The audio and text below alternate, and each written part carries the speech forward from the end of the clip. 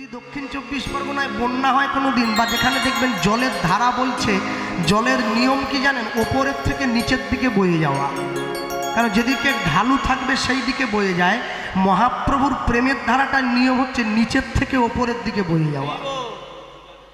যদি বলেন ভাই ও নিচের থেকে ওপরের দিকে যাচ্ছে কেন? নিচের দিকে কারা আছে? যারা সমাজের অধোগতি সম্পন্ন মানুষ, যারা ভগবানকে ভালোবাসেনি, যারা ভগবানকে আশ্রয় করেনি, যারা ভগবানকে কখনো ফিরে তাকায়নি, ভগবান সবার আগে তাদের কাছে গিয়ে তাদের চরণটা জড়িয়ে ধরেছে। আর তাদের চরণটা জড়িয়ে ধরে ভগবান ঠিক করে যদি শূদ্রগুলোকে হরিনাম দেওয়া যায়, তাহলে ব্রাহ্মণরা এমনি হরিনাম করতে চায়। হ্যাঁ, যবনেও নাচে গায় লয় হরিনাম, হেন অবতারে বঞ্চিত বলরাম। বলরাম মানে বলরাম দাস পায়। বিষ্ণু মহাজন বলছে যে হরিনাম পাওয়ার কথা নয় সে পর্যন্ত হরিনাম গাইছে, কিন্তু যে হরিনাম গাওয়ার কথা ছিল না সে পর্যন্ত হরিনামে মাতোয়ারা। কেন? আমেরিকার থেকে যারা ইস্কনে এসেছে দেখবেন ভালো করে হরে কৃষ্ণ উচ্চারণ করতে পারে না। কি বলে? হরে কৃষ্ণ, হরে কৃষ্ণ। কেন? বাংলা তো বলতেই জানে না, বলবে কি করে? কিন্তু দুঃখটা কি জানেন? ওরা বলতে পারে না তবু বলে, আমি বলতে পারি কিন্তু বলি না। তাহলে যারা বলার কথা ছিল না তারা হরিনাম বলছে, যারা বলার কথা ছিল তারা বলল না। বড় দুঃখ হচ্ছে এইখানে। মনে রাখবেন, মনুষ্য জীব আপন ইচ্ছায় জীব কোটি বাঞ্ছা করে, ঈশ্বর পুরাইলে বাঞ্ছা জীবের বাঞ্ছা তবে পুরে। মুরারি গুপ্ত গিয়ে মহাপ্রভুকে জিজ্ঞাসা করেছিল, প্রভু তুমি আমায় বলতে পারো ঠিক কত লক্ষ মালা জপ করলে গোবিন্দ পাওয়া যায়? মুরারি গুপ্তকে ত্রেতা যুগের হনুমান কলিতে মুরারি গুপ্ত হয়ে জন্ম নিয়েছে। সে মহাপ্রভুকে প্রশ্ন করছে, প্রভু ওই উত্তরটা আমায় দিয়ে দাও, আমি বাড়ির লোক বাড়ি চলে যাব। আমি বলছিলাম কি কত লক্ষ মালা জপ করলে গোবিন্দ পাওয়া যায় তুমি একটু বলে দাও। মহাপ্রভু বলছে, মুরারি তুমি আমাকে যে প্রশ্নটা করলে এই প্রশ্নটা আজ পর্যন্ত কেউ আমাকে করেনি, তাহলে উত্তরটা আমায় দিয়ে দাও। মহাপ্রভু বলছে, ভগবানকে কোনোদিন মালা জপের মধ্যে দিয়ে পাবি না, মালা জপ তো অভ্যাস যোগ রে। তাহলে ভগবানকে পেতে গেলে কি করতে হবে? বলে কৃষ্ণ পাওয়া যায় আকুলতায়, কৃষ্ণ পাওয়া যায় ব্যাকুলতায়, কৃষ্ণ পাওয়া যায় চোখের জলে বুক ভাসিয়ে তাকে ডেকে, তবে পাওয়া যায়। মনে রাখবে, আমার বাবা বলতেন, মারা গিয়েছেন 14 বছর আগে, বলতেন জানো কৃষ্ণ একদিনকে তুমি অনেক বড় হবে, আমি তোমায় আশীর্বাদ করলাম, কিন্তু মনে রেখো বাবা তুমি মালা করেছ, তুমি তিলক ধারণ করেছো, তুমি নিরামিষ সেবা করো, তুমি ভগবানের ভোগ দাও, ভগবানকে প্রসাদ সেবা দিয়ে তারপরে তুমি নিজে প্রসাদ পাও, কিন্তু একটা জিনিস মনে রাখবে, যদি জগতে মনুষ্যত্ব অর্জন করতে না পারো তোমার কোনো ধর্মই তোমার শেষের জীবনে কাজে আসবে না। আমি বললাম বাবা মনুষ্যত্ব অর্জন করতে গেলে কি করতে হবে? হ্যাঁ, আস্তে আস্তে কথা বলতেন আমার বাবা, খুব উচ্চশিক্ষিত মানুষ ছিল। বলতেন জানো মনুষ্যত্ব অর্জন করতে গেলে কি করতে হবে জানো বাবা? মনে রেখো, মনে করো মেদিনীপুরে প্রচণ্ড গরম, তোমার গ্রামে জলের যতগুলো কল আছে কোনো কলে জল ওঠে না, তোমার বাড়ির কলটায় ধিকি ধিকি করে জল পড়ছে। তুমি তো মালা করেছো, তুমি তিলক ধারণ করেছো, মালা জপ করছো, আর তুমি দেখছো গ্রামের মায়েরা বোনেরা সব তোমার বাড়ির কলে জল আনতে এসেছে, কারণ কারো তো জল উঠছে না গ্রামের কলে, তোমার বাড়ির কলটায় আস্তে আস্তে করে জল পড়ছে। তুমি কি করলে? কাউকে কিছু না জানিয়ে রাতের অন্ধকারে গিয়ে তুমি তোমার বাড়ির কলটায় তালা লাগিয়ে দিলে। তুমি মনে রেখো বাবা, তুমি যতই মালা তিলক করো শেষের দিনে কিন্তু তোমাকে জল বিনেই চলে যেতে হবে। কেন? তুমি মনুষ্যত্ব জাগ্রত করতে পারো নাই। কর্ম তোমার ভালো হলে ভাগ্য তোমার দাসী, হৃদয় তোমার ভালো হলে ঘরেই মথুরা কাশী।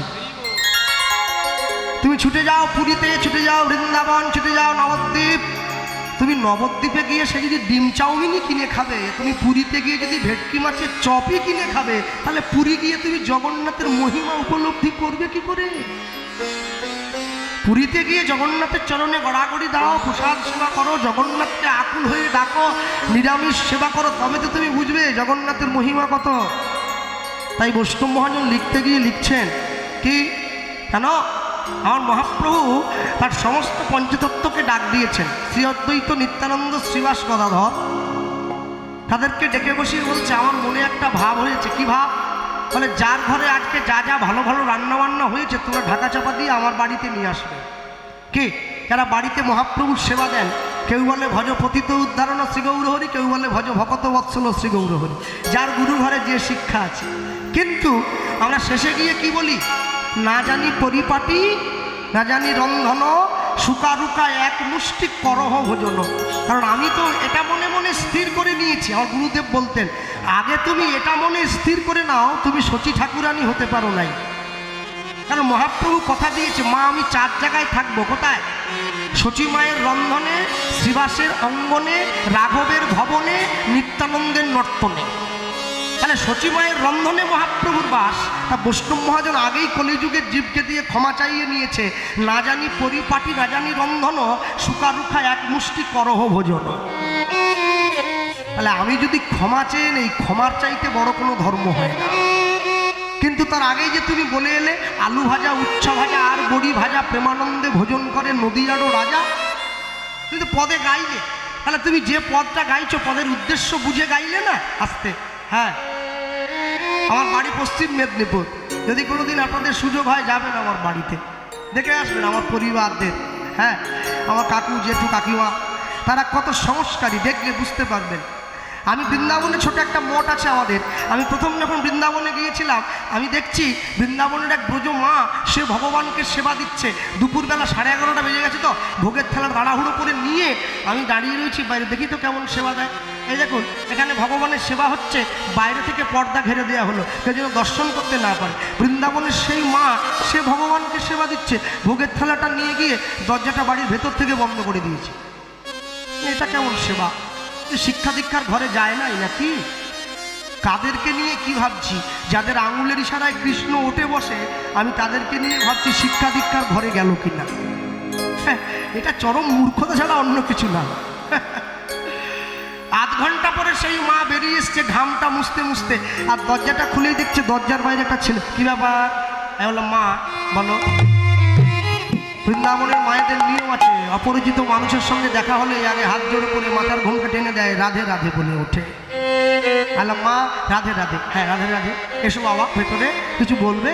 আমি বলছিলাম, মা আমরা বাংলায় যখন ভগবানকে সেবা দেই, আমরা দরজাটা বাড়ির বাইরে থেকে বন্ধ করে দেই, তুমি যখন সেবা দিচ্ছ দরজাটা ভেতর থেকে বন্ধ করলে কেন মা? এটা আমার কোন গুরুদেবের শিক্ষা? মা বলছে, দেখো তোমাদের মতো তো এত পড়াশুনো আমরা করিনি বাবা, তো তুমি যখন জানতে চাইছো বলতে আমাকে হবেই। কিন্তু তুমি কি এটা পড়ো নাই, আপন ভজন কথা না বলিব যথাতথা? আল্লাহ, হ্যাঁ সেটা ঠিক, কিন্তু জানতে একটু ইচ্ছে হয় আর কি। কী করা হয় আমাকে জিজ্ঞাসা করছে। হ্যাঁ, আমি কীর্তন করার চেষ্টা করি। বা তাহলে আমাকে কথা দাও, আমাদের সেবার বিধি আমি যদি তোমায় শিখিয়ে দিই, তুমি বাংলার মানুষের ঘরে ঘরে প্রচার করবে। তাহলে কথা দিলাম আমি প্রচার করব, তুমি বলো তো আমার। মানে শোনো, পড়াশুনো করেছো? আমি বললাম, হ্যাঁ। কখন স্কুলে যেতে? সকাল 10টায়। কখন আসতে? বিকেল 4টে। বা তুমি যখন বিকেল 4টের সময় স্কুল থেকে বাড়ি ফিরে আসতে, খুব বিচার করে ভেবে বলো বাবা, তোমার মা যখন তোমার সামনে অন্ন ব্যঞ্জনে থালাটা দিত, ভাত ডাল সবজি, তোমার মা কি তোমার সামনে থালাটা এগিয়ে দিয়ে তোমার কাকিমার সঙ্গে গল্প করতে চলে যেত? না না, তা কেন যাবে? মা তো আমার কাছে বসে থাকতো। কেন থাকতো? ও কি প্রশ্ন করছেন আপনি? কেন থাকতে? আবার কি ছেলের কখন কোনটা লাগবে দিতে হবে না? ডাল চাই, একটু বেগুন ভাজা চাই, দিতে তো হবে। মা চলে গেলে আমায় দেবে কে? বলে, উত্তর তো তুমি দিচ্ছ, আমায় প্রশ্ন করছো কেন? হ্যাঁ আমি দিচ্ছি মানে? বলে, হ্যাঁ তুমি যে গোবিন্দের ঘরে ভোগের থালাটা ঢুকিয়ে দিয়ে দরজাটা বাইরে থেকে বন্ধ করে দিয়েছ, মনে করো আমার গোবিন্দের আরেকটু ডাল চাই, কাকে বলবে? আমার গোবিন্দের আরেকটু বেগুন ভাজা চাই, কাকে বলবে? বাবা আমরা বেশি বেশি করে দেই, তুমি কি ভাবলে? এই বড় থালা আছে গো, পুষ্পপাত্র বিরাট বড়, এই বড় বাটি। সেই মা আমাকে বলছে, সব বেশি বেশি দিলে বাবা, জল তো 1 কলসি দাওনি, ওটা তো 1 গ্লাসই দিয়েছ। আল্লাহ, হ্যাঁ তা 1 গ্লাস দিয়েছি। তা মনে ভাবো না আজকে এঁচোড়টাই বড্ড ঝাল হয়েছে, ভগবানের আরেক গ্লাস জল চাই, কাকে বলবে? আর ব্রজগোপীদের যদি প্রেম দেখেন না, মাথা পাগল হয়ে যাবে আপনাদের। এই কথাটা বলতে বলতে হাউহাউ করে কেঁদে একবারে লুটিয়ে পড়ে যাচ্ছে, এত অনুরাগ আছে, এত ভালোবাসা আছে গোবিন্দের চরণে। মানে ওটা, ওই জায়গাটা চিন্তা করতে আমাদের 7 জনম কেটে যাবে। বিরাট অনুরাগ। এই কথাটা বলছে, এই কথাটা সম্পূর্ণ করতে পারছে না, সাধারণ কথা, অতি সাধারণ কথা। এটা বলতে বলতে কেঁদে একবারে লুটিয়ে পড়ে যাচ্ছে, বিরাট ব্যাপার। তারপরে উঠে চোখ টোক মুছে আমায় বলছে, বলে, জানো তো বাবা, তোমরা বাংলার মানুষ যারা তোমরা ভগবানকে ভালোবাসো ভগবান বলে, আমরা ব্রজের মানুষ যারা আমরা ভগবানকে ভালোবাসি ঘরের ছেলে বলে। তাহলে আমার নিজের ছেলের কষ্ট হলে আমি কি থাকতে পারি? নিজে রান্না করি, ছেলেটাকে খাওয়াই, মুখ ধোয়াই, মুখ মোছাই, ছেলেটাকে বিছানা পেতে ঘুম পাড়াই, কাছে একটা লাঠিও রেখেছি, দুপুরবেলা বেরিয়ে চলে যায় এর বাড়ি ওর বাড়ি, লাঠিটা দিয়ে একটু ভয় দেখাতে হয়। কি বলছো? যার চোখ দেখলে রাবণ কুম্ভকর্ণের মতো বড় বড় বীর ভয়ে শান্ত হয়ে যায়, তুমি তাকে সামান্য প্যাকাটি দিয়ে ভয় দেখাও? বলে ওটাই তো ভালোবাসা। হ্যাঁ, এরপরে আমাকে একটা সুন্দর কথা বলেছিলেন, বলছে শোনো, এই জগতে যদি কোনো মেয়ে, কোনো নারী, কোনো পুরুষকে নিজের বশে রাখতে চায়, নিজের দেহের 2 থেকে 3টে ইন্দ্রিয় ব্যবহার করলেই পুরুষটাকে বশে রাখা যায়। গোবিন্দ হচ্ছে একমাত্র পুরুষ, একমেব অদ্বিতীয়ম, যাকে নিজের বশে রাখতে গেলে দেহের 11টা ইন্দ্রিয় সম্পূর্ণরূপে ব্যবহার করতে হয়। যখন আমি ছোট ছিলাম দেহ গোবিন্দ চরণে দিয়েছি, যখন আমি বড় হয়েছি মন গোবিন্দ চরণে দিয়েছি। দেহ মন যদি তার হয়, আমি কি আমার আছি? আমি তো তার ছেলে ছুটে এসে বলছে, মা তুমি যখন রান্না করছিলে, রান্না করতে করতে কিন্তু পায়েসটা আমি একটু জিভে নিয়ে দেখেছি, মিষ্টিটা ঠিক আছে নাকি? কি ভোগের আগে তোমার ছেলে খেয়ে নিল? বলে দেখবে না, মিষ্টি কম হলে আমার গোবিন্দের মুখে কষ্ট হবে, আরেকটু চিনি দিতে হবে। আমি তো মাথায় হাত দিয়ে বসেছি। কি বলছো? আমাদের বাড়িতে ভোগ হলে নাকে কাপড় বেঁধে নেয় বাড়ির লোক, যেন ভোগের রান্নাটা কারো নাকে না যায়। আর তোমার ছেলে খেয়ে দেখে নিল? বলে না না, ও তো কৃষ্ণকে ভাই বলে মনে করে, ছোট ভাই। তাহলে বড় ভাই থাকতে থাকতে ছোট ভাইয়ের মুখে কম মিষ্টি লাগবে, এটা কি হয় নাকি? আর আজ যা পারে হোক, আমাদের মানুষের মতো গোবিন্দের সুগার টুগার ওসব কিছু নেই, গোবিন্দ মিষ্টি একটু ভালো খায়। হ্যাঁ, এই হলো ভালোবাসা। বৈষ্ণব মহাজন লিখছেন, মহাপ্রভুর কথা মতো সকলে ছুটে এসেছে, যার ধরে যা যা ব্যঞ্জন হয়েছে। হ্যাঁ, তাই লিখতে গিয়ে বৈষ্ণব মহাজন লিখছেন, কি লিখতেন জানো? বলি আমরা আরাধিব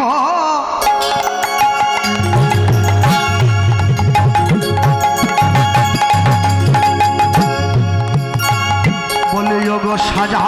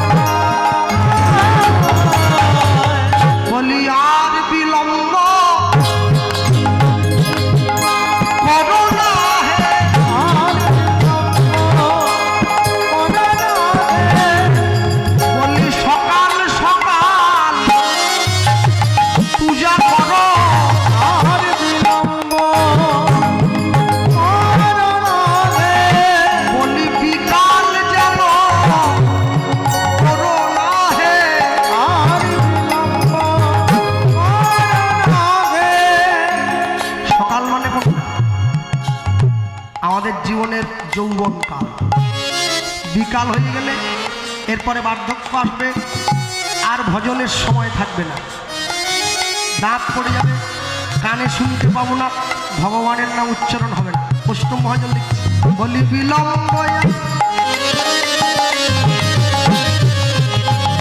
করোনা হে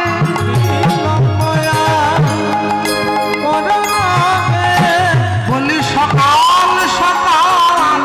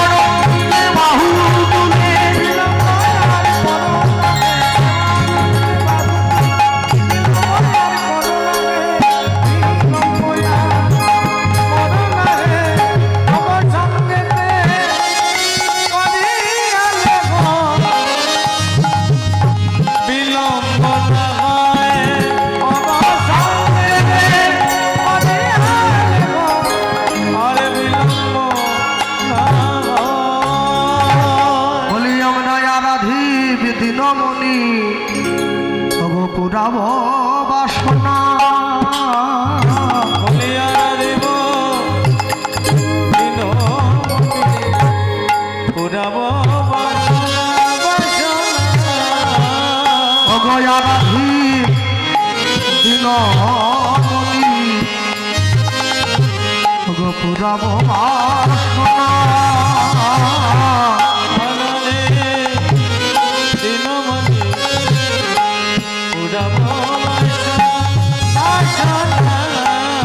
বৈষ্ণব মহাজন লিখছে এবার মোহন মহাদেব করি আরাধনা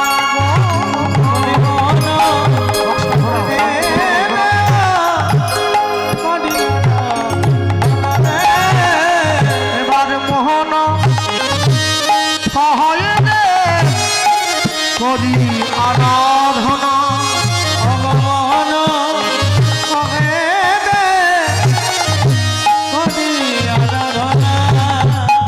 আমরা পুরাবো বাসনা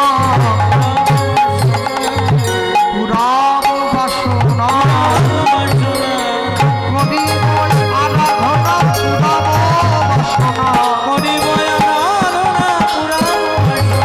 আমরা করিব আরাধনা পুরাবো বাসনা আমরা করিব আরাধনা পুরাবো বাসনা কৃষ্ণ দর্শনের বাসনা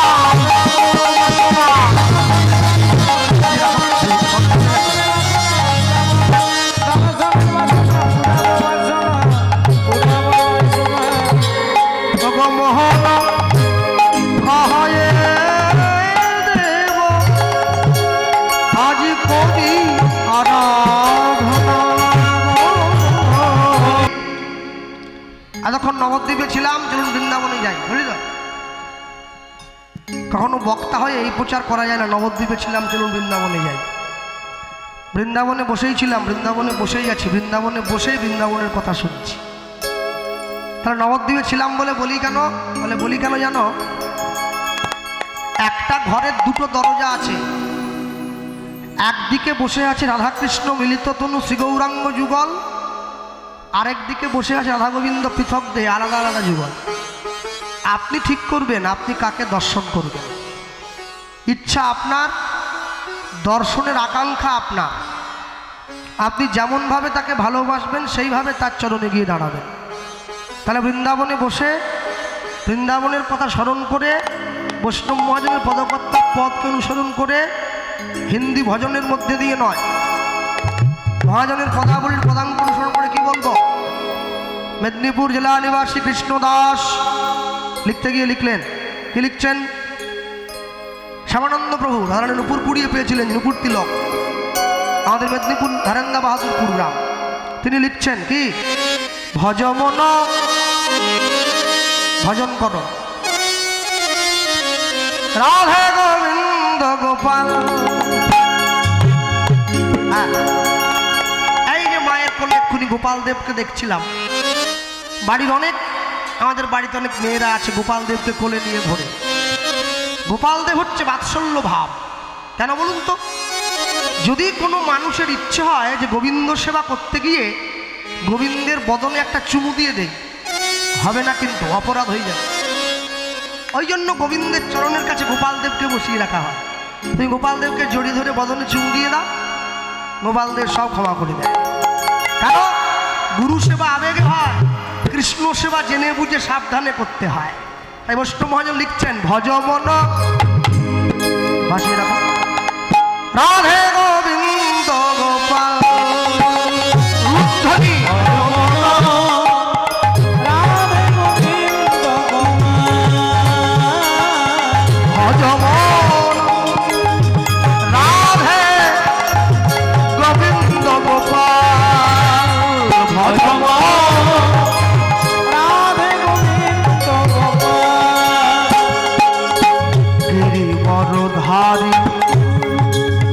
কুঞ্জ বিহারী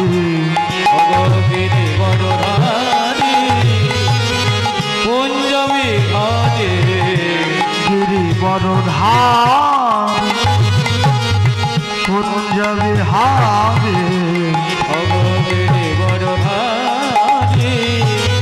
কুঞ্জ বিহারী ব্রজ জীবন নন্দলা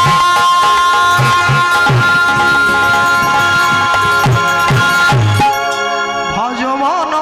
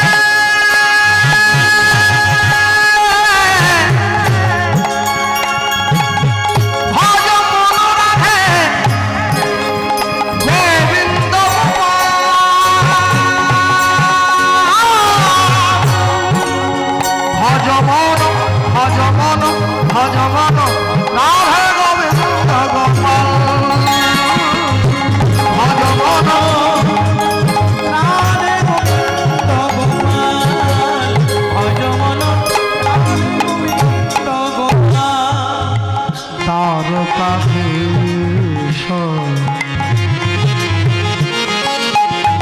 জগ জয় দিশ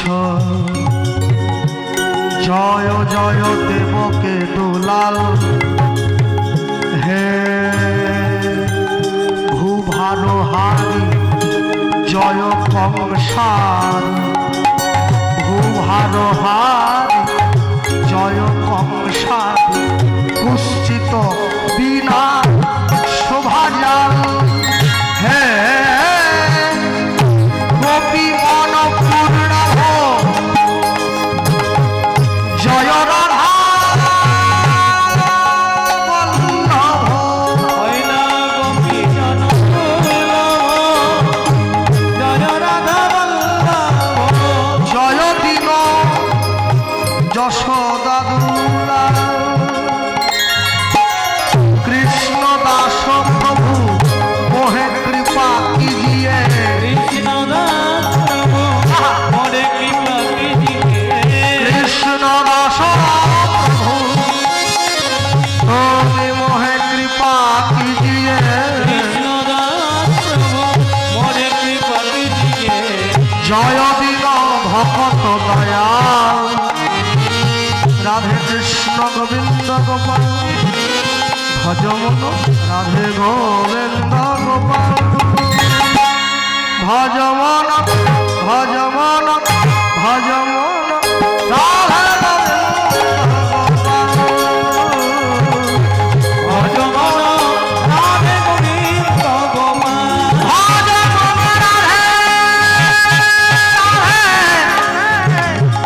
গোবিন্দ গোপাল গোপাল গোপাল ভজমন ভজমন ভজমন রাধে গোবিন্দ গোপাল ভজমন রাধে গোবিন্দ গোপাল ভজমন রাধে রাধে রাধে গোবিন্দ গোপাল। हाय बोलिए हाय गिरिधाम लाल की जय वृंदावन धाम की पंचो दत्त की द्वादश गोपाल की 64 महंत की अष्ट कविराज की 6 चक्रवर्ती की पंच गोसाई की षड़ गोस्वामी की हजार गुरुचरण शरण करे निताय गौर हरि गो